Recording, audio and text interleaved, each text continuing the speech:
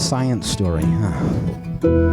These NYU scientists, I felt really right. I was so and I just thought, well, I had figured it out. It was that golden moment. Because science was on my side.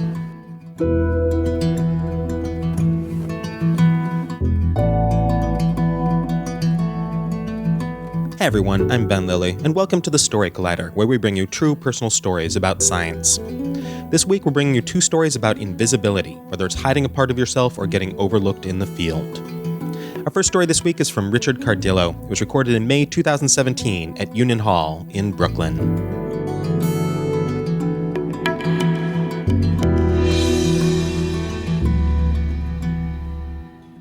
Hi. It's September of 1980, and it's 6 o'clock in the morning, and I'm in the monastery chapel like I am every morning at 6 a.m., and it's my turn to read the gospel meditation to my 17 brother monks. I go up to the front, to the lectern, open the Bible, and I begin reading. And Jesus said, "In a little while, and you will see me no more. And then in a little while, you will see me again." I close the Bible.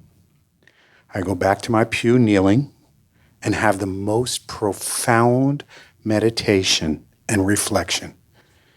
Damn, I want some of that magic trick. Invisibility going rogue.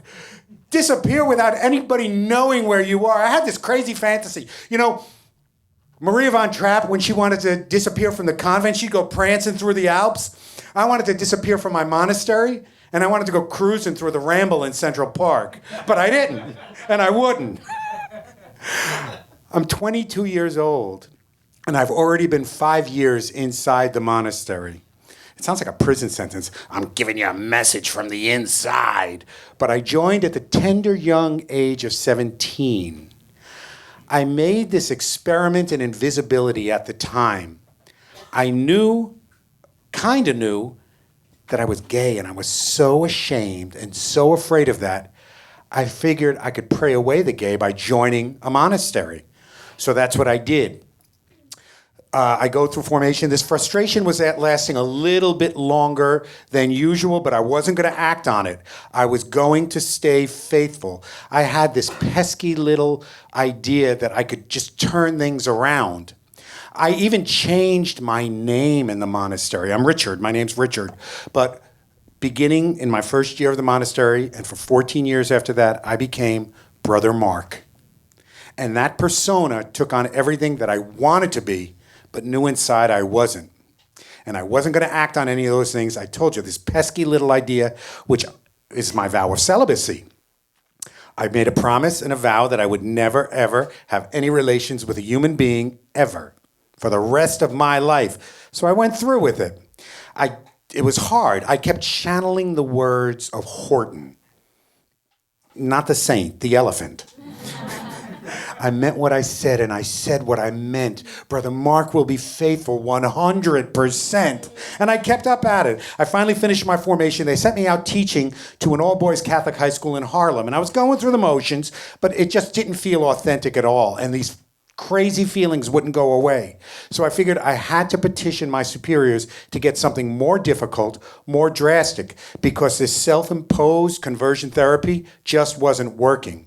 So I told my superiors I needed something tougher. About a week after that, I get a knock on my cell door, not a prison cell, but it felt like that, knock on my cell door, and he came in. He said, "Brother Mark, do you speak Spanish?"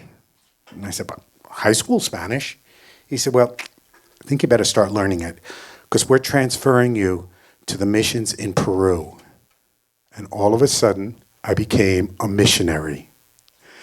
After some intense language study and some intense liberation theology, I was assigned to teach in this remote shanty town of a village, which was on the outskirts of Lima, Peru. This was a time where the country was just falling apart. They were in the hands and the grip of terrorist violence. There was no sanitation. Health was horrible. The economy was in a collapse. There was hyperinflation, and I was assigned there. So I show up, and all of a sudden, I meet this community organizer who's the same age as I am. I'm 27, Gonzala.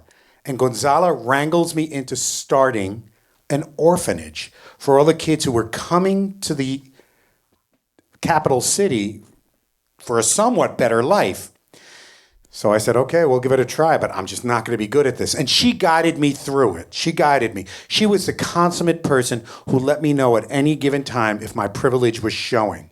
For instance, I'll give you an idea. She told me, I see you every morning and you go out and these women that are carrying their babies and they're in the papooses and you just go up and you're like a politician. Hey, baby, how are you? What is the name of your baby? Can I hold your baby? She said, don't pay attention to the baby and don't ask for the baby's name. And I asked her, why not? She said, 50% of the babies die here before the age of 1. The mothers don't name that baby until they know that baby's going to flourish. So don't ask for the name of the baby. They'll just call that baby Nene. Call it Nene. So I learned. She was also the consummate community builder in that orphanage. Obviously, we didn't know the birth dates of any of the kids in that orphanage. But on every one of their saints' days or their name days, Gonzalo would make a very special cake for each boy or girl.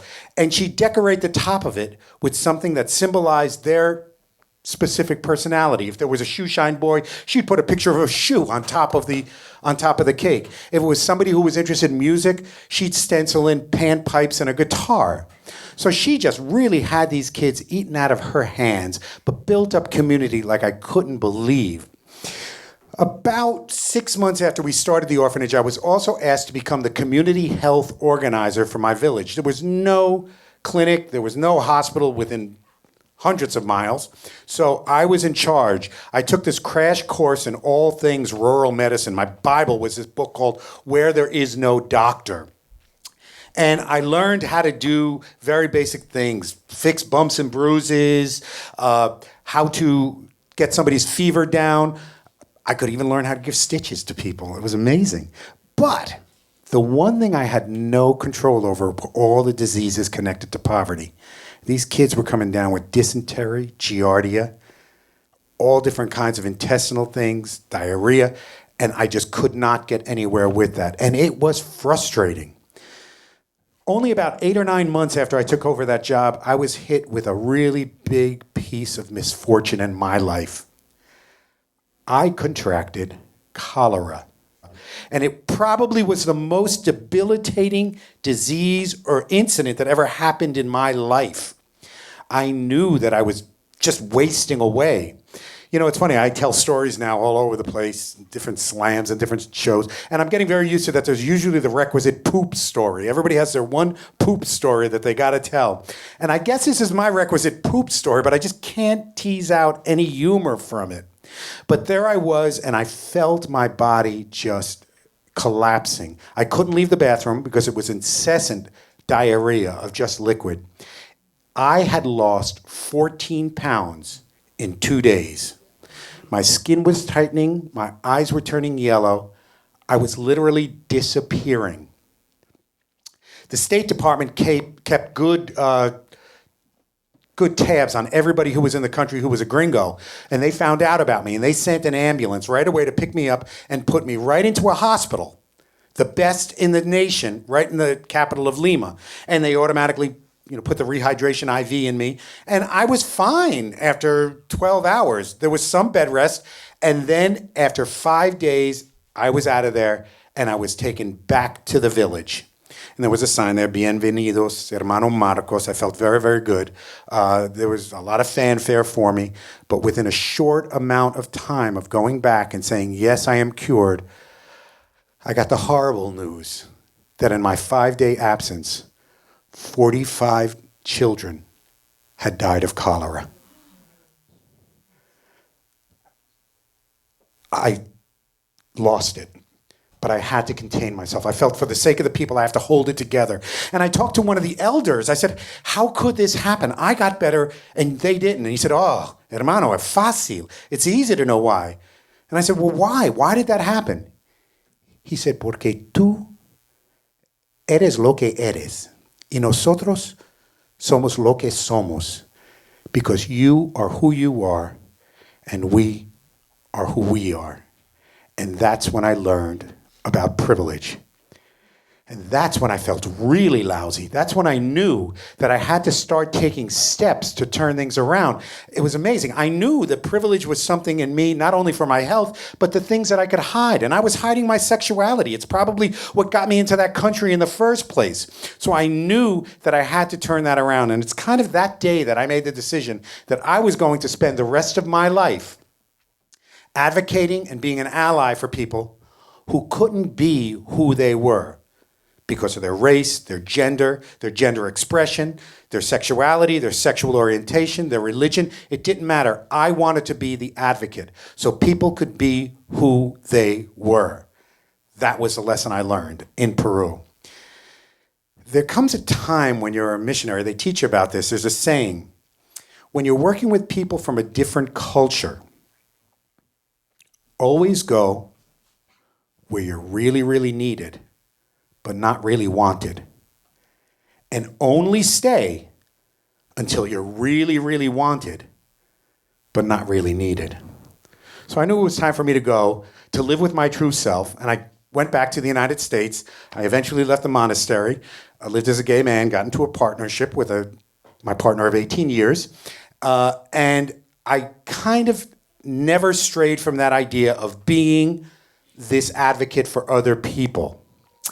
In 2015, at the behest of the Ministry of Education in Peru, I was invited to go down to help the Ministry of Education put together an anti-bullying program all around the country. And I was going to be there for 10 days. It was my first time back in the country since I had left. And I said, this is going to be great.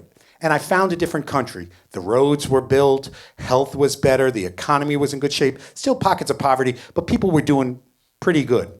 And I wanted to make it a point to look up Gonzala. And I found her. I knew I would. So we spent a day together. She had married and had children of her own through the years. And I just loved reminiscing with her about the orphans that we took care of. And I used that time to ask her, do you know something? And to come out. Say, did you know at that time that I was gay? He says, you know, I always thought that. But I wanted to respect your desire to be hidden. And in fact, do you remember what I taught you about those women with their babies? That they don't name their babies until that baby can flourish? I said, yeah. She said, Hermano Marcos wasn't ready to flourish. Richard is ready to flourish. And I was just so thankful. I go back to my hotel room. The next morning, I get this call from the front desk. Somebody left a parcel for you. I said, this is great. Somebody left. I thought it was like a gift or something. I go down there and I see the box and I knew what it was right away. I looked at that box and it was Gonzala's cake boxes. So I said, she made me a cake. And I open up the cake box and I look at that cake, and indeed it was a cake from Gonzala, decorated on the top with a rainbow flag.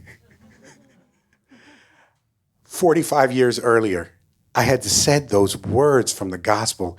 In a little while, you will see me no more. And then in a little while, you will see me again. I felt that I had come full circle and I could finally go about the business of being seen again. Thank you.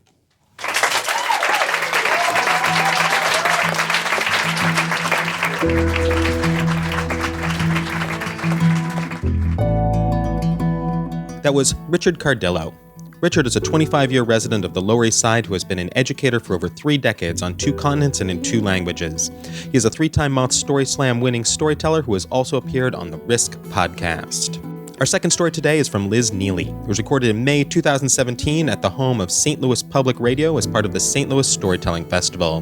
The theme of the night was Eclipse. Outside, it's balmy and breezy and beautiful. And inside, I'm churning. Where is my ride? I have been waiting for more than an hour and a half. And at this point, I've done all my deep breathing. I have smelled every flower in this beautiful hotel lobby. And I'm becoming increasingly concerned. I'm afraid that I'm going to miss a meeting I've traveled more than 7,000 miles to attend. I'm in Fiji. I work in coral conservation. And my job is to teach local journalists about ocean science, to teach local scientists how you do something like talk to journalists, and then throw parties to introduce them to each other. It's the best job in the world, and Fiji is the best place in the world to do this kind of work. Not only do they have incredible coral reefs, but they also have embraced this powerful idea that if you bring together community leadership, traditional management, and the best of modern science, that this is how you help communities thrive when it comes to conservation. And I'm convinced that when we talk about saving the planet, this kind of approach is the only way we're going to save anything, much less ourselves. And that's why I've thrown my career into this kind of work instead of the traditional research path I thought I was undertaking. And today, I'm in Fiji for a meeting where all my colleagues, coral reef experts and journalists, scientists, every kind of person from Fiji working on this is coming together in a village called Nanduri for a meeting of the locally managed marine area network. And I'm terrified I'm going to miss it. It has already been a rough couple of days. I've been traveling for 30-some hours. I flew from DC to LA to Honolulu to Fiji and then caught a connecting flight. When I got to my hotel last night, it was calm and cozy and quiet. I was grateful. I just collapsed. I dreamt that someone was massaging my head and running their fingers through my hair, and gradually realized I wasn't asleep and I could still feel what ended up being 2 giant cockroaches that fell onto me. Fortunately, I've been working in the tropic for years, and this is not a problem that a little patience and a shoe cannot handle.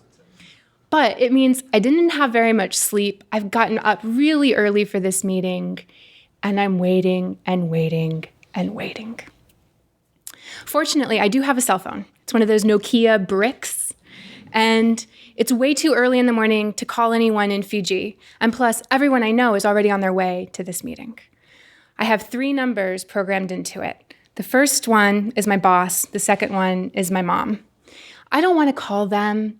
This isn't my first trip into the field or even in Fiji, but it is my first big solo work, and I feel like I've got something to prove. I need to be able to show that I can hack it doing international conservation work. So fortunately, the 3rd number in the phone says Peace Corps Ralph. 12 hours ago, Peace Corps Ralph was a stranger who just plopped down beside me at the airport in Fiji. And he was one of those people, he had curly hair and a sunburned nose, big smile. He was chatty and impossible not to like. And even better, he seemed very at ease in his own skin. He knew how to deal with people, and he seemed comfortable in his traditional Fijian garb of a Hawaiian print shirt and a men's dress skirt called a sulu. So I thought, he seems like the kind of guy I can send a really awkward text message to that's like, hypothetically speaking, if someone got stranded, how might they make their way? Fortunately, he was the kind of guy who could take a text message like that and immediately turn it into a road trip adventure. So Peace Corps Ralph enlists Peace Corps Josh, and in no time, all 3 of us are first on a bus, and then we get picked up by an improbably purple pickup truck with roses painted on the window. So we're on our way, and my problem of not being able to get to the meeting is tentatively solved. But I've got a much bigger one starting to boil now. In Fiji, you do not just waltz up into a village unannounced. I'm off schedule, showing up in a way that I'm not supposed to be, and this is just sort of breathtakingly rude. It damages the exact kind of relationships that we're here to build. Fortunately, I don't have to tell this to the Peace Corps guys, they know. And in fact, they've already arranged with Peace Corps Katie that she will give us shelter in her hut for the hour or so before the rest of that convoy of scientists and conservationists shows up. When they roll up in all their vans and trucks, they're all starting to pile out. They're surprised to see me, but not apologetic. they're kind of laughing like, oh, did we forget you? And I'm kind of laughing back like, you did. But I'm also secretly sort of proud that I've gotten myself here with a minimal amount of hassle. And plus, there's no time to argue. We all need to immediately get ourselves into a really important ceremony. In Fiji, you do something called sevu sevu. This is a ceremony in which you make an offering and you request the permission of the chief of the area to enter the territory or village. And the chief that we're here to meet, he's just not any chief. He's a high chief. In fact, he is the paramount high chief of this entire region. His full title is Tui Mathuada Ratu Isaiah Katona Veri. Ratu means chief, so Ratu Isaiah. And he is intimidating. He's tall, and he's broad, and he's fierce. I've heard stories about his military service in Lebanon. I've also heard stories about the way he takes poachers on directly, sinking their boats and burning their nets. So it feels particularly appropriate that we are here to beg his permission to walk on his land and to swim in his sea. The sevu sevu ceremony is solemn. There are mats on the floor, and we are all kneeling at Ratu Isaiah's feet. I keep my head down and my mouth shut, and there are all these formal words of introduction in Fijian. And as the ceremony comes to a close, Ratu Isaiah claps 3 times. And at this point, we are welcomed into the village. This is not just a formality either. It's a recognition of our interdependence, and I have accepted my own duties and obligations to the village the same way that they have taken on responsibility for me. The rest of the day passes in a happy blur. The meetings go great. We're sharing all these stories about how much we can do when we come together to share information and to work together. And then in the afternoon, we get to go see the fruits of this labor and dive on the coral reef. My dive buddy is a conservationist, an outsider like me, and she's struggling with her gear. She can't control her buoyancy. So I reach over and I grab her vest so that I can hold her down because it's dangerous to ascend rapidly. And together we swim over and through these coral reefs, and I feel something amazing. The sense of place, the sense of what is possible when people come together.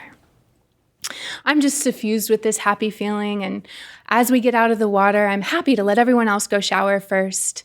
I wave goodbye to Peace Corps Josh and Peace Corps Ralph, and so they paddle off into the sunset as if it is a movie. And I just take a deep breath, being thankful to be here in this beautiful place with these wonderful people on this beautiful day. It's my turn to shower, so I hurry up, soap up, rinse off, jump out, and then burst out to realize the convoy has left me again. What is wrong with them? What is wrong with me? How could they? My dive buddy. And how can we be a team if they can't even remember something as important as get Liz in the car?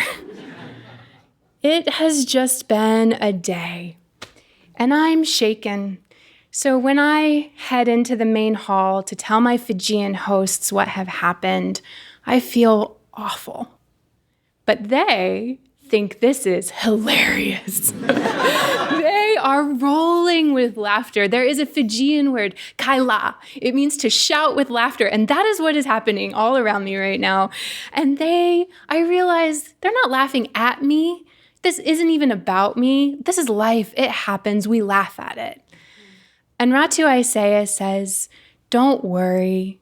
Don't you remember I told you you're under my protection?"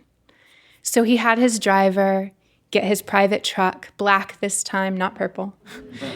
And as we glide through this quiet, dark Fijian night, I'm looking out the window and up into stars like I have never seen before.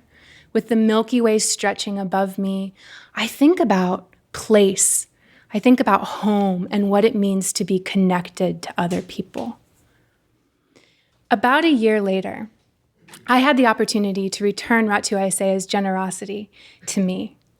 He had won a major ocean conservation award and was being brought to Washington, D.C. for the galas and the parties. And yet, as everyone was scrambling, trying to think about how do we plan to celebrate and recognize him for this conservation leadership, they weren't thinking about basic hospitality and how to welcome him into our community the way he had welcomed me into his. So I took it upon myself. I made sure to meet him at the airport.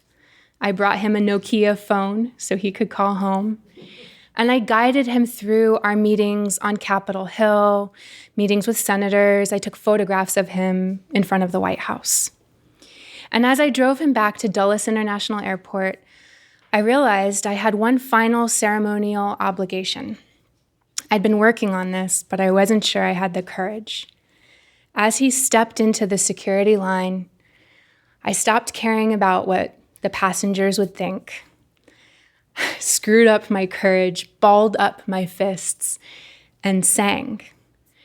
Isa, Isa, vulangi la sadina, nomulaku, onoro wawakina.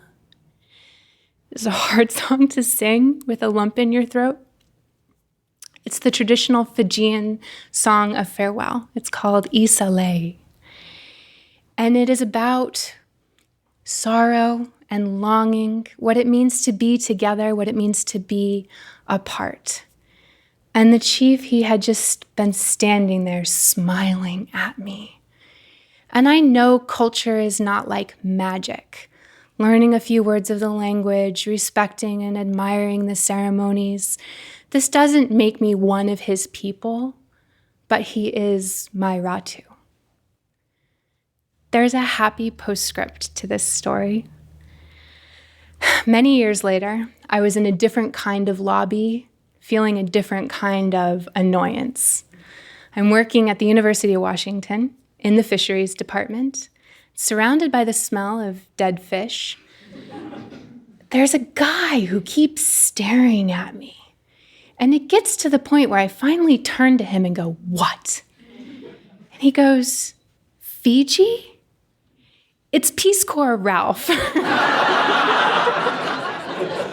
6 years and 6,000 miles later, finally, someone remembers me.